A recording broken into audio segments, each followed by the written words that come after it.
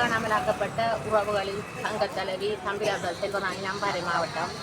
இன்று அம்பாறை மாவட்டத்தில் தம்பிரிவில் மத்திய சந்தைக்கு முன்பாக மட்டக்களப்பு மாவட்ட வலிந்து காணாமலாக்கப்பட்ட உறவுகளும் அம்பாறை மாவட்ட வலிந்து காணாமலாக்கப்பட்ட உறவுகளுமாக சேர்ந்து இன்று 2வது நாளாக அடையாள உண்ணாவிரதத்தை மேற்கொண்டிருக்கின்றோம்.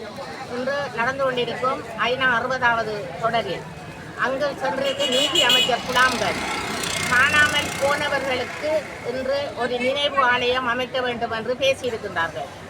அது காணாமல் போனவர்களுக்கு தான் அவர் பேசியிருக்கின்றார். இழப்பீடோ சரி, நினைவாலயமோ சரி, காணாமல் போனவர்களுக்கு தான். நாங்கள் வலிந்து காணாமல் ஆக்கப்பட்டவர்கள், எங்களுக்கான நினைவாலயமோ எங்களுக்கான இழப்பீடு தருவதென்றால் நாங்கள் கேட்டிருக்கிறது உண்மையும் நீதியும்.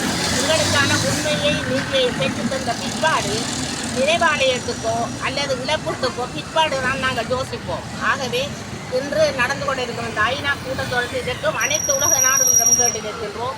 அங்கு காணாமல் போனவர்களுக்காகத்தான் நீதி அமைச்சர் குலாம் பேசிக் கொண்டிருக்கின்றது.